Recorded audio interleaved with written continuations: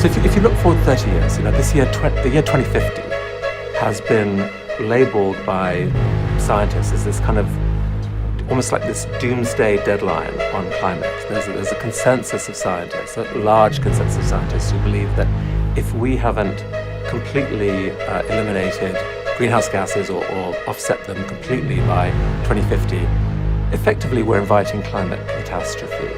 Do you believe there is a pathway to avoid that catastrophe? And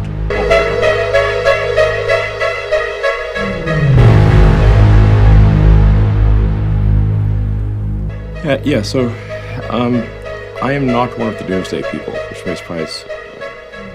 I actually think we're on a good path. But at the same time, I want to caution against complacency.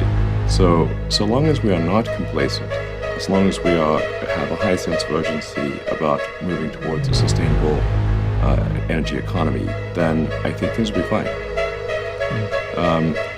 So I can't emphasize that enough. So long as we push hard and are not complacent, the future's going to be great. Don't worry about it. I mean, worry about it, but if you worry about it, ironically, it will be a self-unfulfilling prophecy.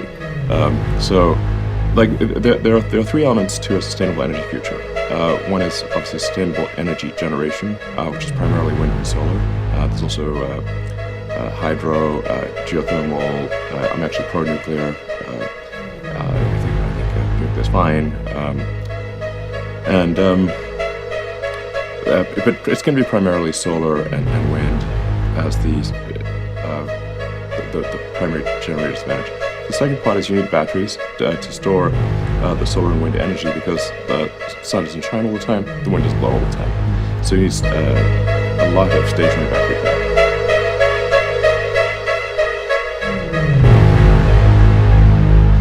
And then you need electric transport.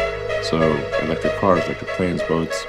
And then ultimately, it's not really possible to make electric rockets, but you can make the propellant used in rockets using sustainable energy. Right. So ultimately, we can have a fully sustainable energy economy, and it's those three things: solar, wind, stationary battery pack, electric vehicles.